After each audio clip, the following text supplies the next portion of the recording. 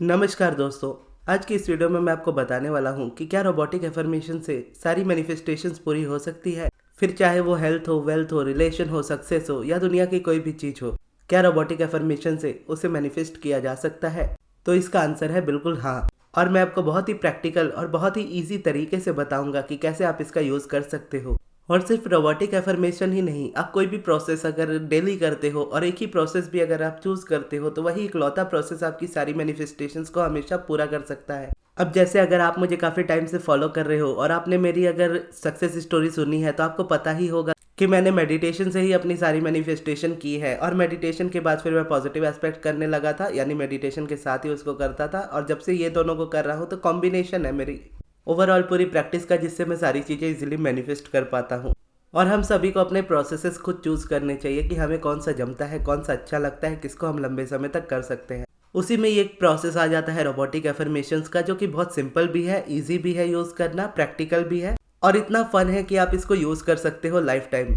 खाली टाइम के साथ साथ आपके एफर्मेशंस बदलते जाते हैं, लेकिन जो रियलिटी आप क्रिएट करते हो एफर्मेशन से, वो हमेशा कंसिस्टेंट होकर के आपके जीवन में आती है और हमेशा वो चीज़ें फिर रहती भी है। अब अगर आप रोबोटिक एफर्मेशंस की बात करो और लॉ ऑफ एजम्पशन की बात ना आए तो ऐसा हो नहीं सकता, क्योंकि लॉ ऑफ एजम्पशन और रोबोटिक एफर्मेशन एक साथ ही चलते हैं। लेकिन लॉ ऑफ अट्रैक्शन के भी हिसाब से देखोगे तो रोबोटिक एफर्मेशन बहुत प्रैक्टिकल है। हालांकि बहुत सारे लॉ ऑफ अट्रैक्शन के कोचेस या टीचर्स को ऐसा नहीं लगता, लेकिन मुझे लगता है, क्योंकि ये मैं यूज़ करता हूँ अपने हिसाब से, तो मुझे पता है कि हाँ, ये 100% वर्क करता है और टोटली प्रैक्टिकल है। अब जैसे लॉ ऑफ अजम्पशन में कहा जाता है कि आपकी करंट रियलिटी चाहे जैसे भी हो, आपके पास ये डिसाइड करने का ऑप्शन है कि चाहे आप अपनी करंट रियलिटी को एक्सेप्ट कर लो या रिजेक्ट कर लो, दोनों आपकी चॉइस है। और आप जिस भी अजम्पशन को मानोगे वो चीज़ आपकी रियलिटी बन जाएगी। यानी हो सकता है कि आपकी करंट रियलिटी आपके अकॉर्डिंग इस वक्त नहीं है और आप डिसाइड करते हो कि नहीं, मैं इस करंट रियलिटी को रिजेक्ट करता हूँ, मैं इसको देखने से इनकार करता हूँ, मुझे अब ये रियलिटी चाहिए ही नहीं, मुझे एक न्यू रियलिटी चाहिए। तो वहाँ से आप एक रोबोटिक एफर्मेशन लेते हो जिसको आप एक असम्पशन की तरह देखते हो कि ये एफर्मेशन है कि मान लीजिए मेरा स्पेसिफिक पर्सन मेरे साथ है। अब ये एग्जांपल के तौर पे हम ले रहे हैं। अब करंट रियलिटी इससे टोटली अपोजिट है कि चाहे रियलिटी में कुछ भी हो रहा है, अगर आप देखो तो उसने ब्लॉक किया है, या वो आपसे बात नहीं कर रहे, या आपसे मिलने नहीं आ रहे, या आपको कमिटमेंट नहीं दे रहे, शादी के लिए नहीं मान रहे, जो भी है, अगर आप ये अफर्मेशन यूज़ कर रहे हो और इस तरीके से आप इंटेंशन बना रहे हो कि चाहे कुछ भी हो जाए, जब तक मैं इसको, यानी इसको मैं तब तक रिपीट करूंगा या करूंगी जब तक ये चीज़ मेरी लाइफ की रियलिटी नहीं बन जाती। और वही अगर अब्राहम के हिसाब से इसको देखा जाए तो अब्राहम क्या कहती है? अब्राहम ये कहती है कि बिलीफ कुछ और नहीं बल्कि सिर्फ वो वर्ड्स है जिनको आप कंटिन्यूसली रिपीट करते हो। आज आपकी लाइफ में जो भी आपके स्ट्रॉन्ग बिलीफ्स है वो कभी एक सिंगल थॉट रहे होंगे, यानी एक अजम्पशन रहे होंगे, जिसके कंसिस्टेंट रेपिटेशन के साथ आपने उसको अपनी लाइफ की रियलिटी में बना लिया। तो अगर आप एक न्यू रियलिटी क्रिएट करना चाहते हो और न्यू अजम्पशन ले रहे हो उसके लिए, तो उतना ही उसको रिपीट करते जाओ कि वो आपकी रियलिटी बनती जाए। क्योंकि यूनिवर्स को कोई फर्क नहीं पड़ता कि आप क्या इल्यूजन ले रहे हो, आप क्या अजम्पशन ले रहे हो, क्योंकि अब्राहम के अकॉर्डिंग फैक्ट नाम की कोई चीज़ नहीं होती। दुनिया बहुत अच्छी है, किसी इंसान के लिए ये भी एक फैक्ट है, और दुनिया बहुत बुरी है, ये भी एक फैक्ट है किसी इंसान के लिए। अब आपके पास चॉइस है कि आप चूज कर सको कि आपकी दुनिया कैसी है। और आप जिस सेंटेंस, जिस फ्रेज, जिस एफर्मेशन को चूज करोगे और उसको जितना रिपीट करोगे, उस फैक्ट के साथ आपको बिलीफ के साथ वो चीज़ पता चल जाएगी कि आपकी जो रियलिटी है वो इसी तरह की है। तो बेसिकली इस तरीके से हम अपने माइंड को रिप्रोग्राम करते हैं और अपने आप को स्ट्रांगली अलाइन करते हैं अपने डिज़ायर को लेकर के। अलाइनमेंट का भी मतलब देखोगे तो यही हो जाता है कि एक तरफ है आपकी रियलिटी, करंट रियलिटी, जो आपके अकॉर्डिंग बिल्कुल नहीं है और आप नहीं चाहते कि वो चीज़ आपकी लाइफ में रहे, तो उसको हम कह देते हैं रेजिस्टेंस है आपके थॉट्स में, क्योंकि थॉट्स आपके अपोजिट है आपकी डिज़ायर से। आप चाहते हो कि आपका स्पेसिफिक पर्सन आपकी लाइफ में हो, या आप चाहते हो आपकी गवर्नमेंट जॉब आपके पास हो, लेकिन आप मानते हो कि ये चीज़ आपको मिल नहीं सकती क्योंकि वो पर्सन आपसे बात नहीं करते, या उस जॉब को आप डिज़र्व नहीं करते, या जो भी अदर सब्जेक्ट है जिसके आपके माइंड में बहुत सारे रीजंस हैं। अब इसके अपोजिट अगर आप देखो, अलाइनमेंट क्या है? अलाइनमेंट वो है जब आपके थॉट्स और आपकी डिज़ायर्स पूरी तरह से मैच हो रही है और दोनों को ही फर्क नहीं पड़ता कि रियलिटी में क्या हो रहा है, हमें हमारी अलाइनमेंट से मतलब है। मतलब आपकी डिज़ायर है कि आपको अपने स्पेसिफिक पर्सन को मैनिफेस्ट करना है, रेजिस्टेंस ये है कि आपका स्पेसिफिक पर्सन आपके पास नहीं है, वो आपसे बात नहीं करते, वो आपकी लाइफ में नहीं रहना चाहते, वो आपसे शादी नहीं करना चाहते, आपको कमिटमेंट नहीं दे रहे हैं, थर्ड पर्सन है रियलिटी में, या जो भी है जो आपको ये एहसास दिला दे कि वो चीज़ आपको नहीं मिल सकती है, उसको हम कहते हैं रेजिस्टेंस। अब वहीं अलाइनमेंट क्या है? चाहे दुनिया में जो भी हो रहा हो, मेरा स्पेसिफिक पर्सन मेरे साथ है, ये सेंटेंस पे मुझे बिलीव करना है। या इस सेंटेंस को या इस एफर्मेशन को मुझे अपनी रियलिटी बनाना है। तो इसका कंटिन्यूअस रेपिटेशन अगर होता रहे और आपका माइंड इस बात से हट जाए कि वो चीज़ मुझे मिल ही नहीं सकती, दूसरे शब्दों में अगर आपका माइंड ये बिलीव कर ले कि हाँ वो चीज़ मेरी है, उस चीज़ के आपके लाइफ में आने से पहले, तो आप कहते हो कि आप अलाइनमेंट में हो और उस जगह पे आप 100% मैनिफेस्ट करते हो। यानी इस सिचुएशन में दुनिया की कोई ताकत आपको रोक नहीं सकती उस चीज़ को या उस इंसान को अपनी लाइफ में मैनिफेस्ट करने से। अब इस जगह पे रेजिस्टेंस आता कहाँ है? अगर आप लॉ ऑफ अट्रैक्शन के पर्सपेक्टिव से देखोगे तो इस जगह पे रेजिस्टेंस बस इस जगह पे आता है कि बहुत लोगों को ये चीज़ लगती है कि अगर हम फील नहीं कर पा रहे तो हम मैनिफेस्ट नहीं करेंगे, जो कि एक तरीके से सच है। लेकिन ये भी सच है कि आप अगर किसी चीज़ को रिपीट करते ही रहो और करते ही रहो कंटिन्यूसली, तो ऐसा हो नहीं सकता कि वो चीज़ आप फील ना करो।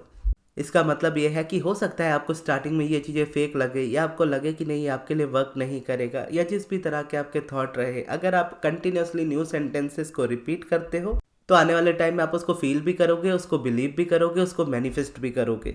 क्योंकि जैसा कहा जाता है हर सब्जेक्ट के दो सब्जेक्ट है, एक जो आप चाहते हो, एक जो आप नहीं चाहते हो, एक पॉजिटिव एक नेगेटिव। तो नेगेटिव से आप अपना ध्यान हटाने के लिए एक पॉजिटिव एफर्मेशन का यूज़ कर रहे हो, और जितना ज़्यादा आप पॉजिटिव वाले एफर्मेशन को रिपीट कर रहे हो तो नेचुरली है कि आप उतना ही कम नेगेटिव एफर्मेशन को रिपीट करोगे, और नेगेटिव मोमेंटम आपको कम नहीं करना पड़ेगा। आप जितना पॉजिटिविटी को बढ़ाओगे नेगेटिविटी ऑटोमेटिकली कम होती चली जाती है। तो जितना ज़्यादा आप एफर्मेशन को रिपीट करोगे न्यू वाली, उतना ही ज़्यादा पुरानी वाली जो एफर्मेशन थी वो दबती चली जाएगी, खत्म होती चली जाएगी। जब उसका रेपिटेशन ही आपके माइंड में नहीं रहेगा वो वीक हो जाएगी, और जिसका रेपिटेशन आपके माइंड में रहेगा वो स्ट्रांग हो जाएगी।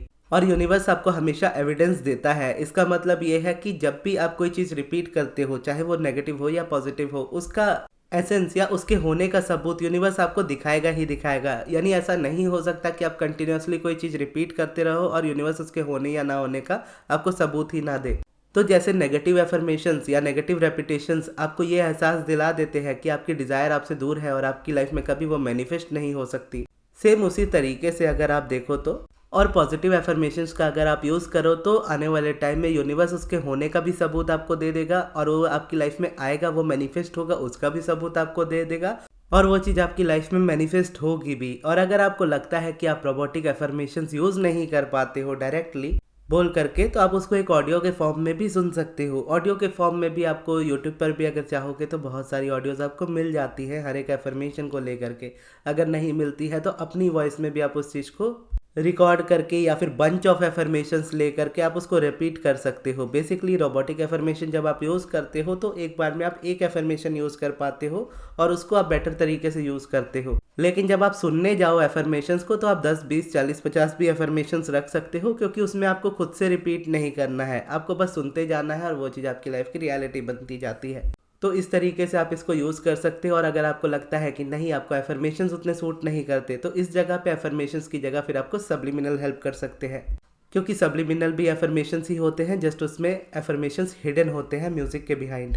जैसे एफर्मेशंस में आप डायरेक्टली उसको सुनते हो, सब्लिमिनल में एफर्मेशन सुनाई देते थे, सिर्फ म्यूजिक सुनाई देता है। और अगर आप चाहो तो अपने डिजायर्स के लिए मुझसे पर्सनली भी बनवा सकते हो अपना सब्लिमिनल या फिर एफर्मेशंस। तो अगर आपको सब्लिमिनल बनवाना हो या फिर एफर्मेशंस अपने बनवाने हो ऑडियो में, तो उसके लिए आप मेरे मैनेजर अमृत को कांटेक्ट कीजिएगा उनके व्हाट्सएप नंबर पर। उनका व्हाट्सएप नंबर मैं आपको कमेंट बॉक्स में दे दूंगा। लेकिन एक चीज़ का ध्यान रखिएगा कि मैं जब एफर्मेशंस या सब्लिमिनल बनाता हूं तो मैं आई एम करके उसको नहीं बनाता हूं, यू आर करके बनाता हूं। जैसे अगर मैं अपने लिए बना रहा हूं तो मैं बोलूँगा मैं बहुत खुश हूँ, मैं बहुत ग्रेटफुल हूँ। लेकिन अगर मैं वही चीज़ आपके लिए बना रहा हूँ तो मैं बोलूँगा आप बहुत खुश हो, आप अपने स्पेसिफिक पर्सन के साथ हो, आपकी गवर्नमेंट जॉब आपको मिल चुकी है। तो बेसिकली मैं इस तरीके से यूज़ करता हूँ, और इसका रीज़न ये होता है कि जो चीज़ मैं बना रहा हूँ वो मेरे लिए पर्सनल नहीं है, तो अपने ऊपर वो चीज़ ना आए, मेरी मैनिफेस्टेशन में वो चीज़ ना आए, इसकी वजह से मैं यू आर यूज़ करता हूँ। और प्लस जब मेरी आवाज़ में आप उसको सुनते हो तो आपके लिए वो एक, आप समझ लो, थर्ड पर्सन के पर्सपेक्टिव से जाना स्टार्ट होता है आपके माइंड में। कि कई बार होता है ऐसा कि जब हम किसी पर्सन पे बिलीव करते हैं और हमें लगता है कि वो बोलेगा हमारी लाइफ में ऐसा हो सकता है हो जाए, या उसकी आवाज़ हमें अच्छी लगती है तो उसके सजेशंस हमारे लिए बेटर वर्क करेंगे। तो ऐसे टाइम पे आप इसको इस तरीके से समझ सकते हो कि जस्ट आपको उसको हेडफोन्स में लगाना होता है और उसको सुनना होता है, और जैसे जैसे आप सुनते चले जाते हो या सुनते सुनते बेसिकली उसको आप सो जाते हो, तो वो आपके माइंड में भी चला जाता है, आपका माइंड रिप्रोग्राम भी हो जाता है, आप उसको मैनिफेस्ट भी इजीली करते हो। तो आई होप आपको रोबोटिक एफर्मेशंस के ये सारी चीज़ें इजीली समझ में आई होगी। अगर आपको लगता है कि रोबोटिक एफर्मेशंस में अभी भी आपको डाउट है, तो ये जो वीडियो आपके स्क्रीन में आ रही है यहाँ से जाकर के आप इस वीडियो को देख सकते हो। ये आपके रोबोटिक एफर्मेशंस को लेकर के सारे डाउट्स को क्लियर कर देगी। और इस वीडियो को यहाँ तक देखने के लिए बहुत बहुत धन्यवाद।